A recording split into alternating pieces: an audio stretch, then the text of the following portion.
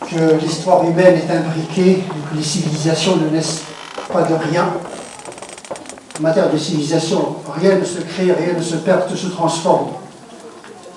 Que la civilisation occidentale est un cumul d'expériences humaines en matière philosophique, technique, artistique. Pour la simple raison, c'est que l'humanité constitue une même famille. Et que les idées et les hommes circulent. La mondialisation est née avec l'homme. Sauf que la technique aujourd'hui a accéléré les échanges, a rétréci l'espace, a rendu les frontières de plus en plus perméables, mais de tout temps, les hommes ont communiqué. Et que malheureusement, on ne retient de l'histoire que l'exceptionnel, que le conflit.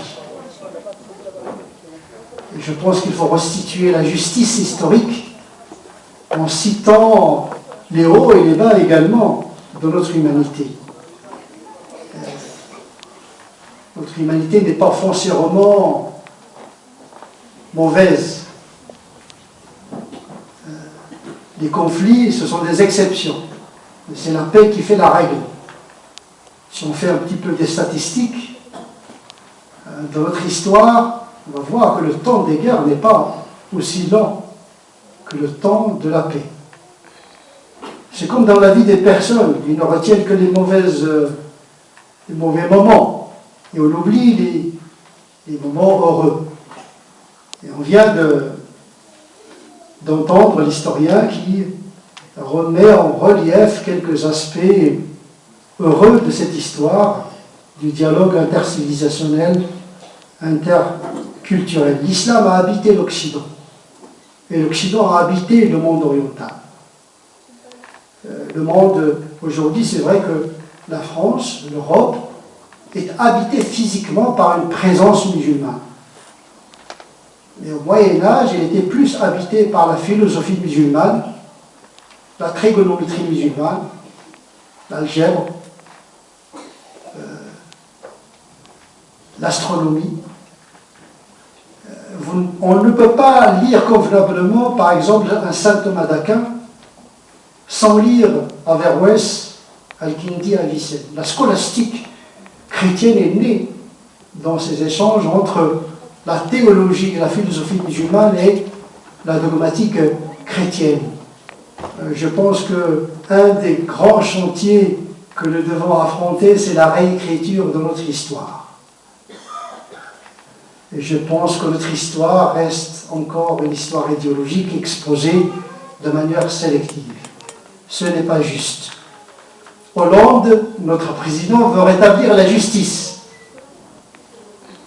Nous lui demandons de rétablir la justice historique de la contribution des musulmans à l'essor, justement, de cette sécularisation qui a pris forme dans la laïcité française, parce que la laïcité est un fruit d'un processus de sécularisation qui a commencé par l'autonomie de la raison, introduite par la traduction des musulmans en la philosophie grecque, mais également par le commentaire d'Averroès, d'Avicenne. Et donc, déjà, on ne peut pas comprendre la Renaissance, la Réforme, si on n'a pas lu la philosophie dominante de l'époque qui parlait la langue arabe. Donc, il y a une continuité dans l'histoire. Sauf que les hommes développent une amnésie volontaire pour créer une identité imaginaire de la nation. On avait besoin de construire une histoire, l'identité française, l'identité occidentale, sous l'effet des postures géopolitiques et idéologiques. Mais la science doit dire son dernier mot. L'histoire n'est pas idéologie. La science n'est pas idéologie. Donc il faut rétablir cette vérité relative, bien sûr. L'islam n'a pas tout changé en Occident, mais il a contribué. Le judaïsme, il y a la philosophie grecque, il y a d'autres philosophies qui ont contribué à l'histoire de l'Occident. Mais on va sortir un petit peu de l'histoire médiévale pour vivre l'histoire contemporaine. Aujourd'hui, nous sommes en Europe. Et l'Europe est le continent le moins religieux du monde. Et la France est le pays le moins religieux de l'Europe. vu sa laïcité caractéristique. Nous sommes le seul pays laïque dans le sens de la séparation radicale entre l'Église et l'État qui s'est faite dans la tension, la douleur et le sang. Il y a cette histoire des deux France, la France laïque et la France catholique. La laïcité est le cadre juridique, les valeurs de la République, la chrétienté et la dominante culturelle dans laquelle est née la laïcité. La laïcité, ce n'est pas une religion, c'est un processus et qui a abouti à un cadre juridique aujourd'hui inscrit dans la Constitution. Monsieur le maire tout à l'heure a rappelé cet article qui stipule le caractère laïque de la République. C'est une dimension notoire de la République française, sauf que il y a la laïcité juridique et la laïcité idéologique. La laïcité juridique embrasse toutes les croyances et les non-croyances. C'est l'espace de régulation des visibilités des convictions religieuses et areligieuses.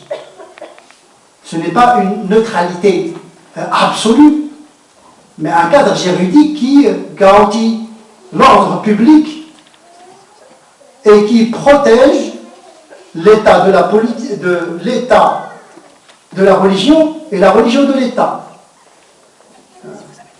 Une séparation veut dire l'autonomie de la religion, mais l'indépendance de l'État par rapport à la religion. Et je dis, la laïcité plus que cela.